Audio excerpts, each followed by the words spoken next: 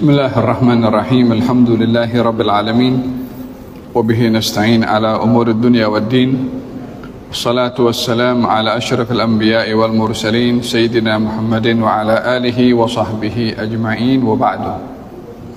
Kita sampai kepada hadis yang ke-33 daripada kitab Mukhtasar Riyadhus Shalihin yang bernama kitabnya Qutuful Falihin fi Mukhtasar Riyadhus Shalihin. An Aisyah radhiyallahu anha qalat qala Rasulullah sallallahu alaihi wa alihi wasallam man ahdatha fi amrina hadha ma laysa minhu fahuwa raddun, muttafaqun alaih.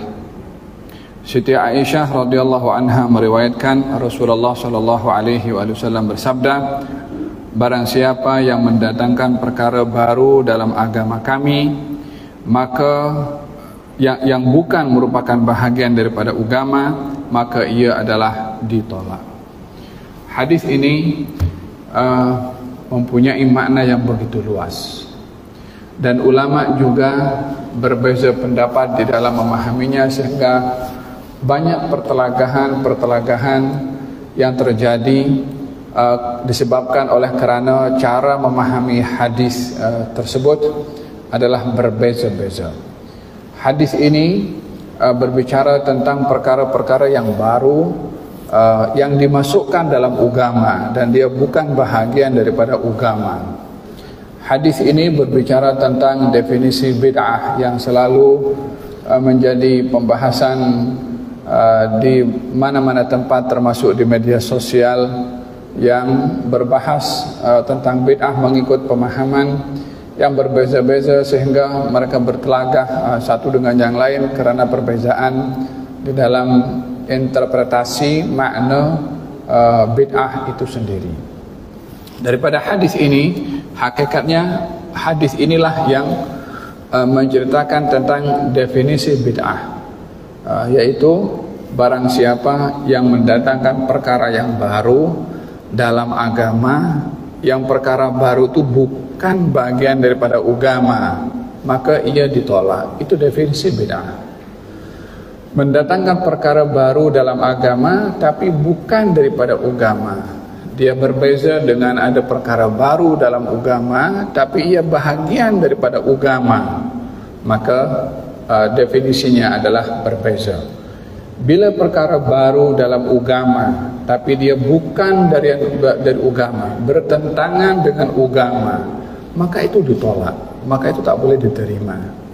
Seperti orang ingin menambahkan solat subuh kepada 3 rakaat atau maghrib kepada 2 rakaat, tidak boleh, sebab agama sudah fix 3 pada solat maghrib dan 2 pada solat subuh, maka tak boleh menambahkannya lebih daripada itu atau kurang daripada yang sudah ditetapkan dalam agama. Atau orang ingin menjadikan kewajiban puasanya bukan bulan Ramadan, ingin berpuasa di bulan Muharram wala bulan Safar, saya nak pindahkan puasa wajib saya Ramadan kepada bulan Syawal. Walaupun itu berpuasa, tapi karena memindahkan sesuatu yang terkait dalam agama dan bukan bagian daripada agama, bertentangan dengan agama, maka dalam hal ini perkara itu ditolak. Setiap perkara baru dalam agama bila bertentangan dengan agama, maka perkara tersebut ditolak. Namun sebaliknya, bila perkara baru dalam agama tidak bertentangan dengan agama, bahkan itu bahagian daripada yang dianjurkan oleh agama, maka perkara itu tidak ditolak. Apakah perkara-perkara baru dalam agama yang pernah ada dahulu dan tidak ditolak? Nah, kalau zaman kita sekarang kan ada berapa banyak perkara baru dalam agama yang menjadi amalan kita, khususnya di Nusantara ini kan, baik itu amalan tahlilnya, amalan bacaan Yasin malam Jumatnya, kemudian doa selamatnya, ya kan, kemudian kunjung mengunjungi pada bulan hari raya, open house-nya, ya kan. Perkara itu perkara-perkara yang dahulu tidak ada namun diadakan. Kalau kita merujuk dalam kes-kes yang terjadi di zaman Rasulullah Sallallahu Alaihi Wasallam tentang amalan-amalan yang dilakukan oleh para sahabat yang awalnya tidak disuruh oleh Nabi. Contohnya, salah seorang sahabat Nabi kalau sembahyang sentiasa membaca surat Al-Ikhlas, tak pernah miss dalam sembahyang, mesti membaca surat Al-Ikhlas. Sementara membaca surat Al-Ikhlas pada setiap salat itu tidak dilakukan oleh Nabi, tapi sahabat itu melakukan. Maka ada sahabat lain yang protes, yang tak bersetuju. Maka dia lapor kepada baginda Rasulullah, ya Rasulullah, si fulan itu kalau salat dia sentiasa baca surat Al-Ikhlas saja. Maka ditanya oleh baginda Rasulullah SAW, kenapa kamu berbuat begitu? Katanya, Rasulullah, saya suka kepada surat Al-Ikhlas. Maka Nabi mengatakan, sukanya kamu kepada surat Al-Ikhlas akan menyebabkan kamu masuk syurga. Hadis ini berbicara tentang sahabat tadi melakukan perbuatan yang Nabi tak buat. Apa itu? Setiap salat baca surat Al-Ikhlas. Tetapi di dalam salat kita memang dianjurkan baca surat, walaupun tidak semestinya lazim baca surat Al-Ikhlas. Surat apa saja silahkan, tapi orang ini menentukan surat yang dibaca itu surat Al-Ikhlas, dengan catatan dia suka kepada surat Al-Ikhlas itu. Maka Nabi mengatakan, kenapa? Nabi tanya, kenapa kamu baca surat Al-Ikhlas itu selalu? Nabi ingin tahu motifnya apa. Kalau dia mengatakan, ya karena ini dalam saya nak jadikan ini sebagai satu sunnah dalam agama untuk baca surat Ikhlas setiap kali dalam sembahyang, maka motifnya salah. Dia nak masukkan dalam agama yang dia tak layak nak masukkan dalam agama itu. Tapi dia motifnya, saya suka baca surat Al-Ikhlas ini, maka saya jadikan kebiasaan saya baca surat Al-Ikhlas pada salat. Maka Nabi mengatakan, sukanya kamu pada surat Al-Ikhlas akan memasukkan kamu ke dalam syurga. Dalam hal ini Nabi tidak mengatakan kepada sahabat itu, lain kali kalau kamu nak buat nak melazimkan diri amalan-amalan tertentu yang kamu ingin lakukan, tanya dulu kepada saya. Tidak begitu Nabi mengatakan. Nabi membenarkan usaha sahabat itu untuk beribadah mengikut keinginannya dan pemahamannya dalam agama, tetapi tidak bertentangan dengan agama. Satu orang lagi di zaman Nabi SAW duduk di masjid berhalaqah dan berzikir kepada Allah Subhanahu Wa Taala. Nabi keluar, Nabi tanya, kenapa kamu duduk sini? Apa yang kamu buat? Duduk berkelompok. Katanya, Rasulullah, kami duduk di sini semata-mata untuk berzikir saja. Kata Nabi, demi Allah kamu tak duduk kecuali untuk itu sahaja kah? Katanya, ya kami duduk untuk itu sahaja. Kata Nabi, aku melihat bahwasanya Allah membangga-banggakan kamu di hadapan para malaikatnya. Jadi sahabat itu mengadakan dengan inisiatif mereka sendiri untuk berzikir bersama berkelompok. Lalu Nabi soal, apa kamu punya motif? Apa kamu punya maksud? Diberitahu, kami berzikir untuk bersyukur kepada Allah Subhanahu Wa Taala atas nikmat Islam yang diberi. Maka dibenarkan oleh Nabi. Apa sebab? Mengadakan sesuatu yang tak bertentangan dengan ajaran yang dia bawa oleh Nabi Sallallahu Alaihi Wasallam. Yang ketiga, seorang sahabat Nabi salat bersama dengan Nabi dalam salatul jamaah. Selesai daripada tengah sembahyang, masa sebut Sami Allahu liman hamidah, sahabat di belakang itu baca Rabbana walakal hamdu hamdan katsiran thayyiban mubarakan fi. Dia baca doa seperti itu. Setelah selesai salam, Nabi tanya, tadi siapa yang baca itu? Katanya, ya Rasulullah, kata Nabi, aku melihat ramai para malaikat yang berebut untuk mencatat bacaan yang kamu baca. Bermakna itu bacaan tadi dia yang create, dibenarkan oleh Nabi, tapi dia yang memulai, tak bertentangan dengan syariat. Jadi mengadakan sesuatu dalam agama yang tak bertentangan dengan agama berbeza dengan mengadakan sesuatu di dalam agama yang bertentangan dengan agama. Jadi ada dua keadaan. Oleh sebab itu ulama membahagikan tentang perkara yang bid'ah ini kepada dua bahagian. Ada yang membahagikan kepada 5 bahagian. Yang membahagikan kepada 2 bahagian, katanya bid'ah ini ada 2, bid'ah baik dan bid'ah yang tidak baik. Bid'ah yang baik akan terbagi kepada 5 bahagian. Ada bid'ah yang wajib, ada bid'ah yang sunnah, ada bid'ah yang mubah, ada bid'ah yang makruh, ada bid'ah yang haram. Apa bid'ah yang haram? Orang yang mengadakan dalam agama yang bukan bagian daripada agama. Seperti contohnya kan ada kelompok itu ikut golongan kelompok tertentu, tasawuf ke atau tarekat ke, yang dia punya pemahaman seperti ini. Dalam sembahyang itu kan yang penting ingat kepada Allah Subhanahu wa taala. Jadi kalau kita ingat pada Allah tanpa takbiratul ihram, tanpa ruku, tanpa wudu, kita pejam mata ingat pada Allah, maka itu samalah dengan salat, jadi tak perlu salat. Ini kan dia ingin memahami dalam agama tapi bertentangan dengan agama. Agama suruh sembahyang dengan takbiratul ihram, ada wudu, tutup aurat dan sebagainya. Ini dia nak salat ikut dia punya kepala. Macam mana? Yang penting ingat kepada Allah. Karena berdalilnya, ini orang pun pakai dalil Quran juga. Jangan silap, pakai Quran ya. Aqimis sholata li dzikri. Tunaikan salat itu untuk ingat aku. Jadi salat ini umpama kendaraan menuju ingat pada Allah. Jadi kalau ada kendaraan lain yang menuju kepada Allah boleh ingat, ya silahkan saja. Kononnya begitu, ini kan pemahaman yang salah. Jadi ini bid'ah yang haram, mengadakan sesuatu yang bukan daripada agama atau mengadakan sesuatu dalam agama bertentangan dengan agama, seperti sholat yang dimaksudkan oleh orang ini, atau orang yang ingin memindahkan puasa Ramadan kepada hari lainnya. Puasa Ramadan musim panas, pindah sajalah. Atau kalau orang yang duduk dekat negara yang kalau satu hari ada 20 jam contohnya, satu hari matahari terbit dan fajar terbit sampai terbenam matahari ada 20 jam, jadi malam hanya ada 4 jam. Tak laratlah puasa, kita pindah sajalah Ramadan, pindah ke musim yang lainnya. Ini memindahkan atau mengadakan dalam agama yang bertentangan dengan agama, maka ini adalah perkara yang ditolak.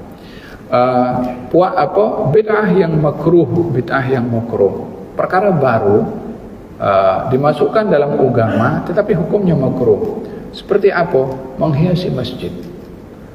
Perhiasan masjid dengan ukiran, dengan cantik-cantik. Sekarang masjid macam-macam punya ukiran kan. Fil hadis dinyatakan tidak terjadi hari kiamat kecuali orang-orang akan menghiasi masjid. Fil hadis dinyatakan demikian. Dulu masjid Nabi simple, tidak ada tulisan di mihrabnya, tak ada di dindingnya, tak ada.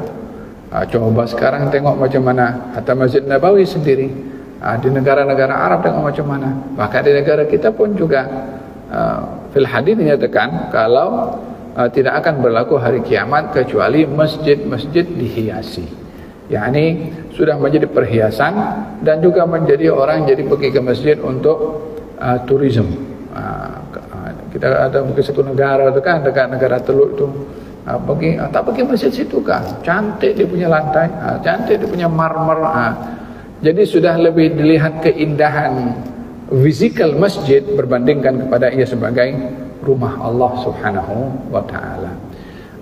Menghiasi hal-hal sedemikian adalah bahagian daripada perkara yang bid'ah, kan tidak dilakukan oleh Nabi, cuma hukumnya adalah makruh. Hanya saja tak boleh menggunakan duit wakaf untuk menggunakan hal-hal yang makruh. Yang ketiga, bid'ah yang mubah, bid'ah yang harus, boleh-boleh saja. Yakni orang bervariasi dalam pakaian, bervariasi dalam makanan contohnya. Ini perkara yang baru. Kita tak ada roti canai zaman dulu, tak ada juga ya kan. Macam-macam makanan, pakaian, rumah pun juga berbeza dengan cara yang dilakukan oleh Nabi, tapi karena ia terkait dengan perkara yang harus, maka ini adalah bid'ah yang harus juga. Ada bid'ah yang namanya bid'ah yang sunnah, bid'ah yang sunnah, bid'ah yang disunnahkan, seperti mengadakan majelis-majelis ilmu untuk orang, majelis-majelis zikir untuk orang datang beribadah kepada Allah Subhanahu wa taala. Maka itu sebagai perkara bid'ah yang sunnah atau dianjurkan karena mengajak orang lain untuk beribadah. Ada bid'ah yang wajib. Bid'ah yang wajib ini adalah bid'ah yang kalau tak dilakukan maka akan menyebabkan kemudaratan bagi kaum muslimin. Contohnya membangun, kalau di satu wilayah ada kemampuan membangun sekolah untuk mendidik masyarakat, yang kalau tak dibangun sekolah masyarakat akan menjadi jahil dan kejahilan itu mudarat. Maka dalam hal ini membangun madrasah untuk mendidik masyarakat supaya pandai dan tahu hal ehwal agama, hukumnya akan menjadi wajib, karena kalau tidak dibangun akan menyebabkan kejahilan pada masyarakat. Maka dalam hal ini membangun sekolah untuk mendidik anak-anak supaya tidak jahil, itu adalah perkara yang wajib.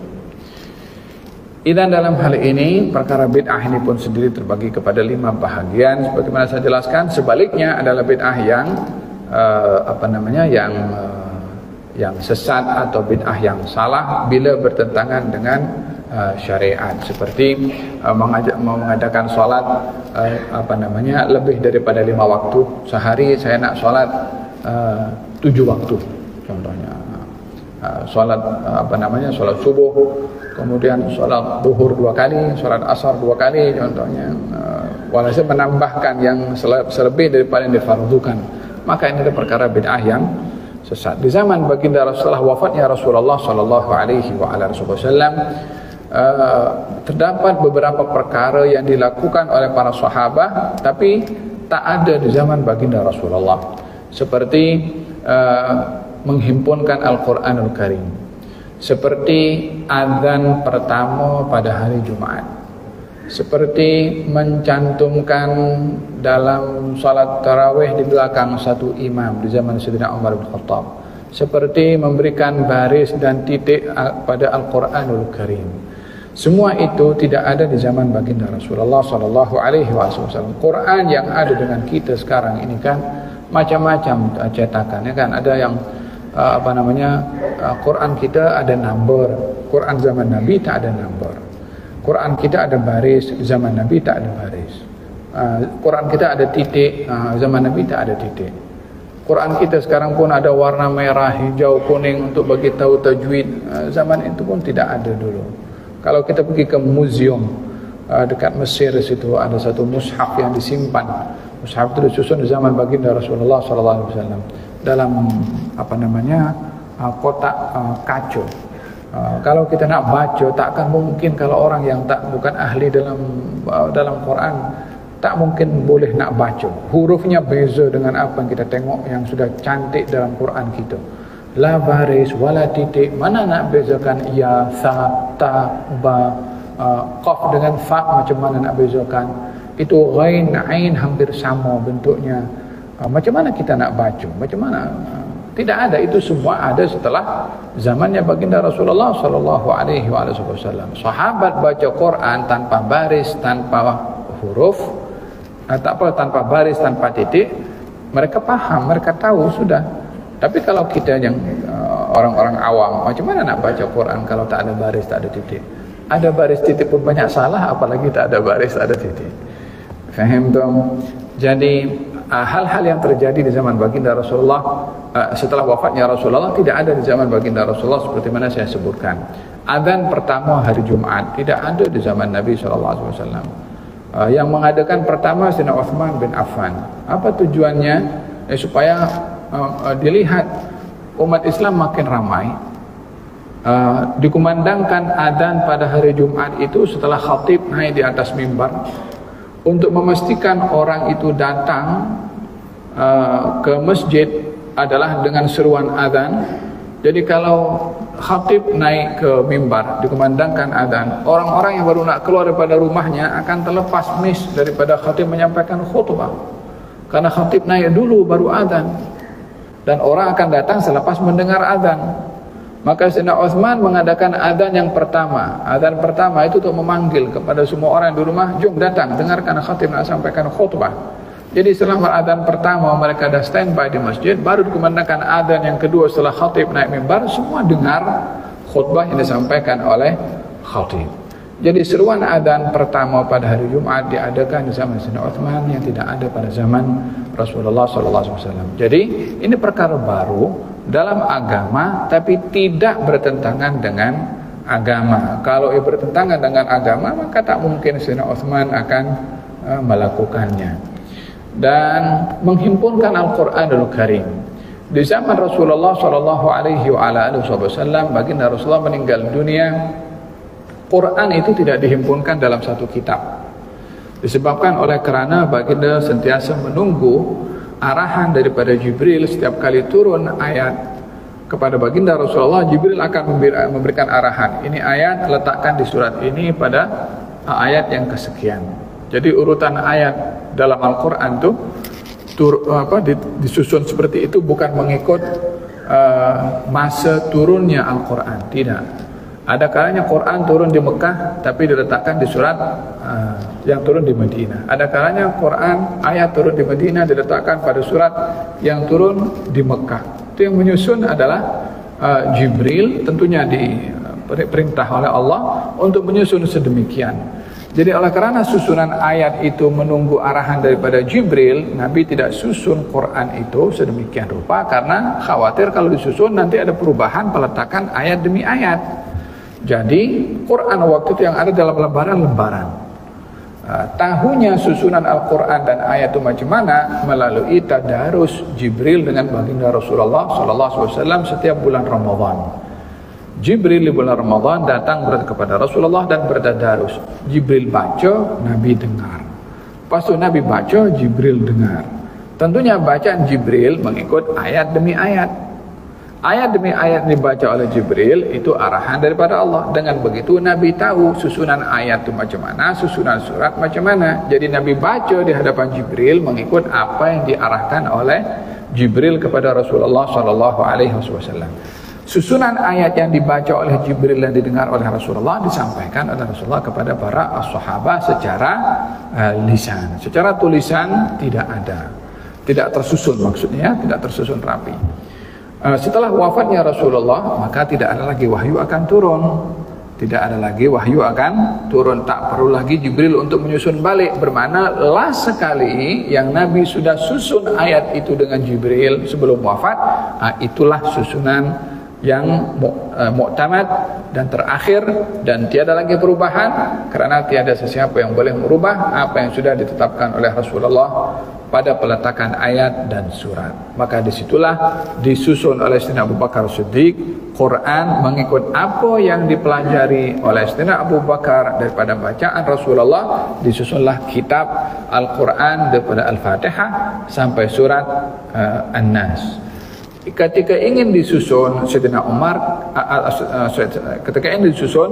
Sayyidina Umar yang mencadangkan. Kemudian kata Sayyidina Abu Bakar mengatakan, "Ya Umar, adakah kamu akan melakukan sesuatu yang tak dibuat oleh Rasulullah?" Kata Sayyidina Umar, Sayyidina Abu Bakar berkata begitu. "Umar, kamu nak cadangkan kepada aku susun Quran, sementara itu tak dibuat oleh Rasulullah." Kata Sayyidina Umar mengatakan, "Tapi itu benda baik." Macam mana akan dikatakan benda baik kalau itu bertentangan dengan apa yang diamalkan oleh Rasulullah? Tak ada benda baik kecuali sesuai dengan ajaran Rasulullah. Tak ada benda tak baik kecuali bertentangan dengan ajaran Rasulullah SAW. Sampailah Sayyidina Abu Bakar yakin dan puas hati dengan alasan yang dikemukakan oleh Sayyidina Umar bin Khattab, maka barulah Sayyidina Abu Bakar Siddiq menyetujui cadangan Sayyidina Umar untuk menghimpunkan Al-Quran Al-Karim dalam satu buku seperti ini. Kemudian Quran ini disusun balik oleh Sayyidina Uthman bin Affan mengikut cara dan tulisan, rasam dan juga bahasa. Kita selalu dengar apa nama Mushaf Uthmani, kan? Kita selalu Mushaf Uthmani. Apa maksudnya Mushaf Uthmani? Mushaf Uthmani itu maksudnya adalah susunan Al-Quran yang disusun oleh Sayyidina Uthman mengikut bahasa Quraisy yang Ianya menjadi perintah Nabi kalau ada perselisihan tentang bahasa pada sebutan Quran, pilihlah bahasa Quraisy. Jadi bukan Sayyidina Uthman itu menambahkan atau menyusun Quran, tidak. Menyusun seperti sebiji yang sudah dibaca oleh baginda Rasulullah, hanya pilihan bentuk tulisan dan juga lughah atau slang ataupun lahjah itu mengikut bahasa Quraisy. Oleh sebab yang demikian, terdapat beberapa kali penyusunan Al-Quran terjadi, dan itu mengikut situasi yang berlaku pada zaman tersebut hinggalah hari ini. Quran adalah kekal dijaga oleh Allah Subhanahu wa ta'ala. Syahid adalah beberapa perkara yang terjadi di zaman para khulafa ar-rasyidin yang tidak ada di zaman Rasulullah sallallahu alaihi wasallam.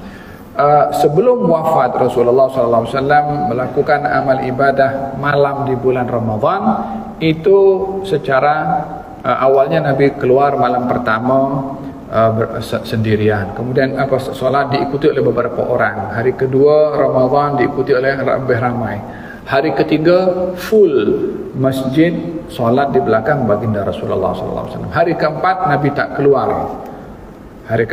tak keluar. Maka sahabat pun memanggil as-salat, as-salat. Ya Rasulullah, bila nak keluar jom nak salat. Nabi tak keluar juga sampai waktu subuh tiba. Ketika waktu subuh tiba, Nabi mengatakan, semalam saya tak keluar, khawatir kalau saya keluar dan salat Ramadan ini saya lakukan setiap hari berjamaah dengan kamu, nanti Allah akan wajibkan salat tarawih ini dan kamu tidak mampu untuk melakukannya. Maka Nabi tidak keluar pada hari keempat dan sampai akhir hayat Nabi sallallahu alaihi wasallam. Bermakna Nabi ketika itu tidak lagi meneruskan salat berjamaah tarawih atau salat berjamaah Ramadan di masjid baginda Rasulullah. Bukan bermakna tak salat, di rumahnya mungkin salat. Pastinya lah. Cuma yang menjadi alasan atau yang Nabi kedepankan alasannya adalah saya khawatir diwajibkan. Jadi mula daripada itu salat malam bulan Ramadan dilakukan bersendirian. Yang mau berjamaah silahkan, yang mau salat bersendirian pun juga silahkan. Sampai zaman Sayyidina Abu Bakar Siddiq pun juga demikian. Masjid Nabi itu salatnya masing-masing lah. Sampai zaman Sayyidina Umar bin Khattab, salat pun masing-masing, makin ramai karena jumlah orang makin bertambah ramai. Kata Sayyidina Umar, saya ingin menyatukan jamaah daripada kelompoknya asing-asing ini, jamaah itu disebut sendirian. Maka Sayyidina Umar waktu itu kumpulkan semua dan diperintahkan untuk salat di belakang satu imam namanya Ubay bin Ka'ab. Maka diperintahkan semua kaum muslimin pada malam Ramadan salat di belakang satu imam, bukan lagi salat berkelompok asing-asing. Kemudian Sayyidina Umar mengatakan, ni'matul bid'atu hadhihi, sebaik-baik bid'ah yang seperti ini, kata beliau, yakni mengumpulkan kembali asing-asingnya sholat berjamaah pada waktu malam Ramadan. Kata Sayyidina Ali bin Abi Thalib setelah wafatnya Sayyidina Umar, melihat masjid itu penuh dengan jamaah di belakang satu imam, kata Sayyidina Ali, semoga Allah menerangi kubur Umar seperti mana Umar telah menerangi masjid-masjid kami. Jadi hal ini salat tarawih itu pun juga istilah salat tarawih bukan ada di zaman baginda Rasulullah pun, tak ada istilah salat tarawih. Yang ada istilah salat qiyam, man qama ramadhana imanan wa ihtisaban ghufira lahu ma taqaddama min dhanbihi. Barang siapa yang salat di waktu malam Ramadan, maka akan karena ikhlas kepada Allah, mencari pahala dari Allah, maka ia akan diampunkan seluruh dosa-dosanya yang terdahulu. Jadi hadis ini berbicara tentang hal-hal yang baru dalam agama. Jika bertentangan dengan agama, maka barulah ia ditolak. Bukan perkara baru dalam agama yang tidak bertentangan dengan agama. Seperti mana contoh-contohnya saya sudah jelaskan sebentar tadi, ya. Kalau semua perkara yang dalam agama tak dilakukan oleh Nabi akan ditolak serta-merta, macam mana Sayyidina Utsman mengadakan adzan pertama pada hari Jumat, macam mana Al-Quran dihimpunkan oleh Sayyidina Abu Bakar As-Siddiq, macam mana itu di zaman Bani Umayyah, Quran diberi baris, diberi titik dan macam-macam. Macam mana di Masjid Nabi SAW, mimbar itu yang asalnya mimbarnya Nabi itu ada tiga tangga. Di zaman setelah wafatnya Rasulullah sampai ada 9 tangga. Mimbar pun ada berapa tangga di sini kan. Banyak perubahan-perubahan, tetapi dinilai perubahan itu adakah bertentangan dengan agama atau tidak. Jadi hal ini yang akan menilai adalah orang-orang alim, orang-orang ulama, bukan media sosial menjadi pentas untuk tuduh menuduh satu dengan yang lain. Yang bersetuju untuk baca Yasin pada malam Jumat, teruskan baca Yasin. Yang tak bersetuju jangan komplain. Yang bersetuju, kena baca kahfi, silahkan baca di rumah itu kahfi, tak ada masalah. Yang sudah amalan di sini pun baik yang dibaca adalah Al-Quranul Karim juga. Bukan bermakna orang mengadakan Yasinan malam Jumat bermakna tak boleh baca surat kahfi. Tak ada orang nak kata macam tu. Tak ada pula orang mengatakan kita lebih baik baca surat Yasin berbandingkan kahfi pada hari Jumat. Tak ada orang kata macam tu. Kalau berbicara anjurannya malam Jumat baca apa? Ya surat Al-Kahfi memang. Tapi baca Yasin boleh atau tidak? Ini kan Quran juga. Mau baca surat Al-Ikhlas boleh atau tidak? Ini kan Quran juga. Kalau baca surat Ka'bah malam Jumat kan masjid yang tak boleh lah kan. Quran yang dibaca, ilmu yang kalaulah bukan Yasin, bukan juga Kahfi, majelis ilmu pada malam Jumat, kan juga itu ibadah juga. Intinya adalah selagi tidak memberikan boleh itu, jangan baca Kahfi, baca surat Yasin lebih afdal daripada surat Kahfi. Ini bertentangan dengan hadis yang mengatakan anjurannya baca surat Al-Kahfi. Ya, ini beberapa contoh berkenaan dengan man ahdatha fi amrina hadza ma laysa minhu fahuwa raddun. Na'am. Hadis yang berikutnya, nanti kalau ada pertanyaan silahkan bertanya. An Abdullah bin Mas'ud radhiyallahu anhu anna an-nabiy sallallahu alaihi wa alihi wasallam qala laisa min nafsin tuqtalu dhulman illa kana ala ibni adama al-awwal kiflun min damiha li'annahu kana awwala man sanna al-qatla muttafaqun alaih.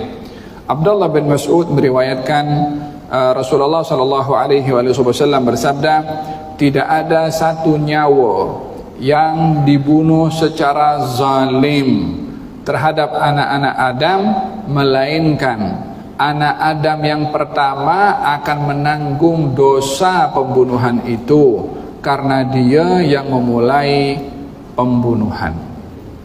Merujuk kepada peristiwa Qabil dan pertama berlakunya pertumpahan darah di atas muka bumi ini, pembunuhan Qabil terhadap Habil. Oleh kerana dia yang memulai, maka setiap orang yang melakukan pembunuhan mula setelah zaman itu sampai zaman sekarang, termasuk yang berlaku di Palestina, setiap dosa pembunuhan itu Qabil akan ada saham dosa tersebut. Allah, berapa banyak, belum perang dunia pertama, dunia kedua, itu zaman kita itu saja. Sebelum zaman itu pengeboman Hiroshima dan Nagasaki itu berapa banyak. Nak dikira berapa banyak dosanya ditanggung oleh Qabil. Apa sebab? Dia yang memulai sunnah pembunuhan, maka yang mengikutinya akan memberikan saham dosa tersebut kepada yang melakukannya, kepada yang memulai untuk melakukannya. Hadis ini berbicara tentang beberapa perkara. Yang pertama adalah bahaya dosa membunuh. Baik yang dibunuh itu manusia beriman atau tidak, baik yang dibunuh itu binatang atau tumbuh-tumbuhan atau pokok,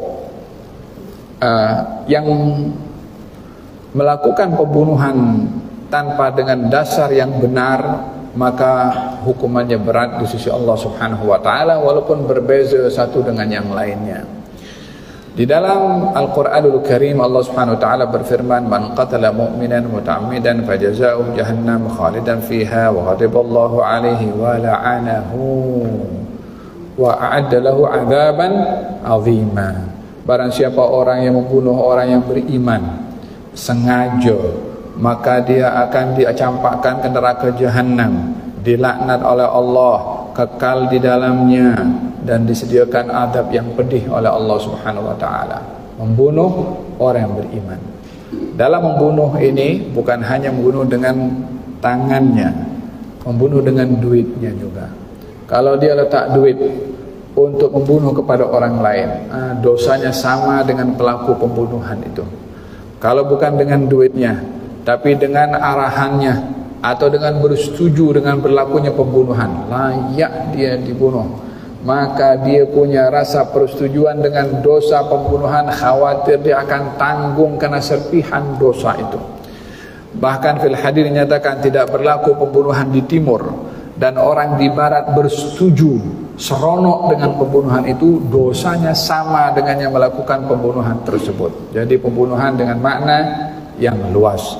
Membunuh orang bukan Islam, dalam hadis Nabi Muhammad sallallahu alaihi wasallam nyatakan, "Man qatala dhimmiyan," barang siapa orang membunuh orang kafir dhimmi, orang bukan Islam yang hidup di negara Islam, aman di negara Islam, dilindungi, maka yang membunuhnya tak akan mencium bau syurga. Hatta yang membunuh orang Islam, yang dibunuh orang bukan Islam dengan sebab yang tidak benar, maka ia tak akan mencium bau syurga. Kata baginda Rasulullah, pertama yang akan dihisab nanti di hari kiamat adalah tentang pembunuhan, yakni tentang dosa pembunuhan kepada orang lain.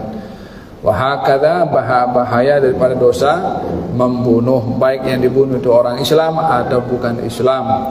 Ada sahabat Nabi pernah membunuh dengan membakar kerajaan semut atau semut yang berkelompok. Dimarah oleh Nabi SAW, tak boleh kamu membakar, yang berhak untuk membakar hanya Allah Subhanahu wa taala. Wahakadha, dengan beberapa hal yang ditetapkan dalam syariat tentang bahaya pembunuhan, yang mesti kalau akan terjadi ianya berkesesuaian dengan syariat.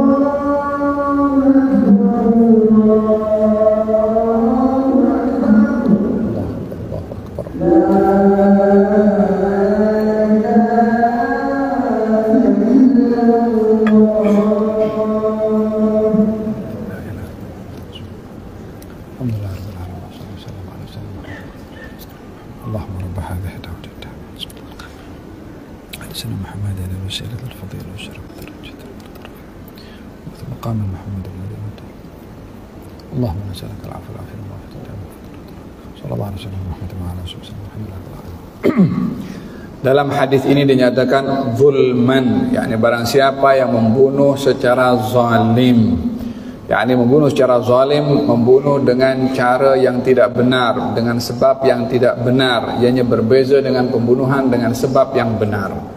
Pembunuhan dengan sebab yang benar seperti jihad. Pembunuhan dengan sebab yang benar seperti qisas. Ini pembunuhan dengan sebab yang dibenarkan dalam syariat. Hadis ini juga berbicara pembunuhan yang zalim, berbeza dengan pembunuhan yang tidak zalim, yaitu pembunuhan yang tidak sengaja, maka tidak termasuk dalam hadis ini. Jadi hadis ini hanya merujuk kepada pembunuhan yang dilakukan secara zalim, bukan pembunuhan yang tidak sengaja. Orang accident, kemudian meninggal dunia, bukan niat dia untuk membunuh, kecuali kalau dia memang hantam orang itu untuk dia. Perbezaannya adalah kejadian itu sengaja atau tidak. Faham dong? Jadi yang tidak sengaja tak termasuk daripada dosa ini. Yang sengaja termasuk daripada dosa tersebut. Hikmah yang ketiga kita ambil daripada hadis ini adalah seseorang yang memulai dalam maksiat dan mengajak orang lain untuk berbuat maksiat, diikuti maksiatnya, orang pertama yang memulakan maksiat itu akan menanggung dosa setiap orang yang mengikutinya sepanjang zaman. Seperti mana berlaku kepada Qabil. Sebaliknya, bila orang melakukan perbuatan yang baik lalu diikuti oleh orang lain, maka dia akan mendapat pahala orang yang mengikutinya selagi amalan itu diamalkan terus, maka dia pun akan juga mendapatkan pahalanya juga, seperti mana yang pertama tadi akan menanggung dosa. Itu yang dimasukkan dalam hadis yang berikutnya adalah daripada Abi Mas'ud Uqbah bin Amr Al-Ansari Al-Badri radhiyallahu anhu qala Rasulullah sallallahu alaihi wasallam man dalla ala khairin falahu mithlu ajri fa'ilihi, rawahu Muslim. Barang siapa menunjukkan kepada kebaikan, maka baginya pahala sama dengan yang mengikutinya. Dia tak buat tapi dia suruh. Maka yang menyuruh akan mendapatkan pahala dengan sama dengan orang yang melakukannya. Sebetulnya ini peluang besar untuk orang tua untuk mengajak dan menyuruh kepada anaknya. Orang tua yang menunjukkan anaknya cara sembahyang, cara berwudu, cara pergi ke masjid, pergi sholat Jumat. Anak itu kalau ikut apa yang dinasihatkan oleh orang tuanya, itu orang tua dapat pahala berterusan selagi anak itu buat apa yang diajarkan oleh orang tuanya. Sebab dia buat baik si anak itu atas bimbingan orang tua. Orang tua mengajarkan kepada anak surat Al-Fatihah contohnya, maka anak itu selagi baca surat Al-Fatihah dia dapat pahala, yaitu orang tuanya. Man dalla ala khairin kafa'il falahu mithlu ajri fa'ilihi. Barang siapa menunjukkan ke atas kebaikan, maka baginya pahala orang-orang yang mengikutinya. Oleh sebab yang demikian, ada pahala yang berterusan walaupun orangnya sudah wafat. Dan kalau kita ingin mengetahui siapakah orang yang paling banyak pahalanya di dunia ini, adalah Rasulullah SAW. Karena setiap kebaikan yang kita lakukan adalah tunjuk ajar daripada beliau, maka beliaulah yang paling banyak mendapatkan pahala daripada umatnya.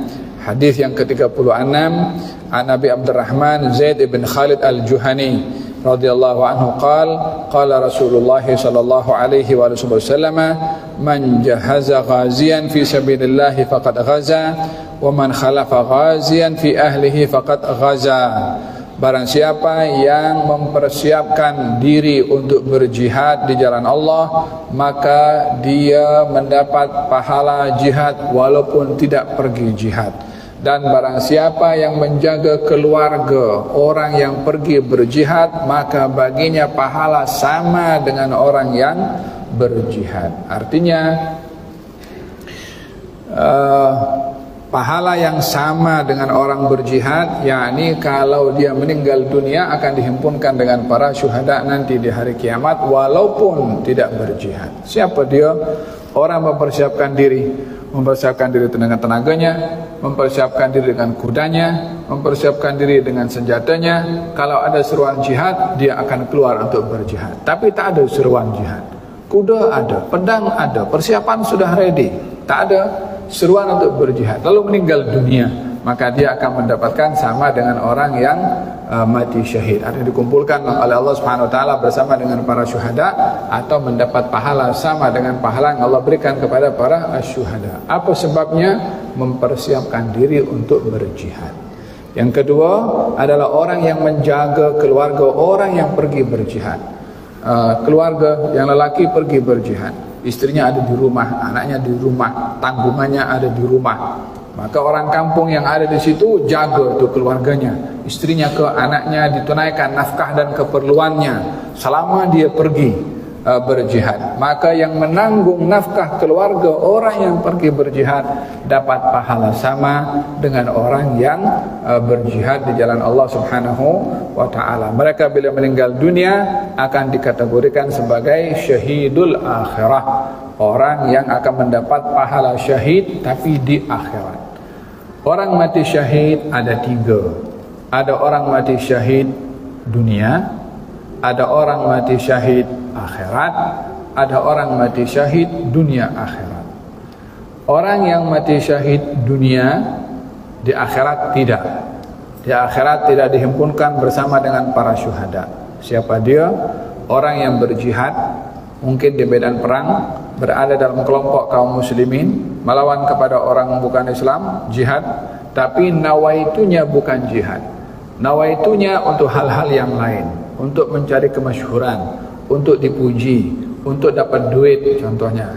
Tujuannya hanya hal-hal bersifat keduniaan. Maka orang ini bila gugur dalam peperangan itu tidak dimandikan, tidak disolatkan, cuma dikafankan dan dikebumikan. Karena orang mati syahid dalam perang tidak disolatkan dan juga tidak dimandikan, cuma dikebumikan, dikafankan dan dikebumikan. Di akhirat dia bukan termasuk syahid. Apa sebab? Nawaitunya tidak ikhlas. Nawaitunya bukan karena Allah Ta'ala, tapi di dunia ditunaikan seperti kepada para syuhada, karena secara zahir dia berjihad dan berada dalam saf kaum al-muslimin. Ada yang kedua namanya syahidul akhirah. Syahid di akhirat, maksudnya di akhirat dihimpunkan dengan para syuhada. Siapa dia? Orang yang meninggal dunia untuk membela keluarganya, untuk membela agamanya. Orang yang meninggal dunia sedang mencari ilmu. Orang yang meninggal dunia yang mempersiapkan orang-orang berjihad, seperti mana dalam hadis ini. Bila meninggal dunia, dimandikan, disolatkan, dikafankan dan juga dikebumikan. Seperti mana jenazah-jenazah yang lainnya. Tidak sama dengan orang mati syahid. Orang mati syahid tidak dimandikan, tidak disolatkan. Tapi ini karena syahidnya di akhirat, di dunia dimandikan, di dunia disolatkan. Seperti mana jenazah-jenazah yang lainnya. Di akhirat dia bersama dengan para syuhada. Yang ketiga adalah syahid dunia dan syahid akhirat. Siapa dia? Orang yang berjihad di jalan Allah, ikhlas untuk menegakkan kalimat Allah dan gugur dalam peperangan itu. Maka dia di dunia syahid, tidak disolatkan, tidak dimandikan, dikafankan saja dan juga dikebumikan, dan di akhirat akan dihimpunkan dengan para syuhada karena niatnya dalam berjihad ikhlas karena Allah untuk menegakkan kalimat Allah Subhanahu wa taala. Oleh sebab itu zaman yang kita sekarang ini sukar untuk nak mengangkat atau nak mengambil konsep jihad dalam perang, disebabkan beberapa sebab yang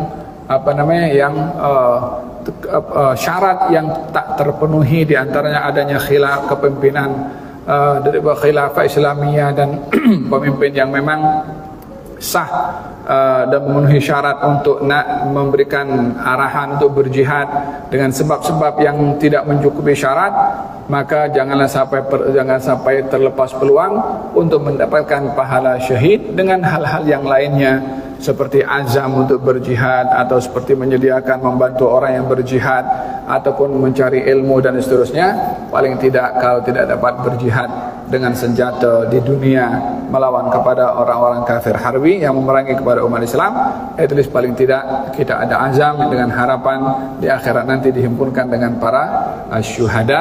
Dalam hadis Nabi Muhammad, para syuhada ini di dalam alam barzakhnya akan dibawa keliling untuk melihat syurga dan dekat dengan Allah Subhanahu wa taala karena kedudukan yang tinggi bagi mereka para syuhada, seperti dijelaskan oleh Allah juga di dalam Al-Qur'anul Karim. Mudah-mudahan Allah Subhanahu wa taala berkati majelis kita pada hari ini, dan mudah-mudahan diberikan pemahaman oleh Allah Subhanahu wa taala dan diberikan istiqamah di dalam mengamalkan ilmu yang disampaikan oleh Rasulullah, dijelaskan oleh para sahabat dan juga para ulama, sehingga kita berpandukan kepada penjelasan mereka, mengambil atas pemahaman mereka, karena kita adalah umat yang sangat memerlukan dan bergantung kepada para ulama. Birahmatika arhamar rahimin. Wa sallallahu ala sayyidina Muhammadin wa ala alihi wasallam. Alhamdulillahirabbil alamin. Bisirril Fatihah.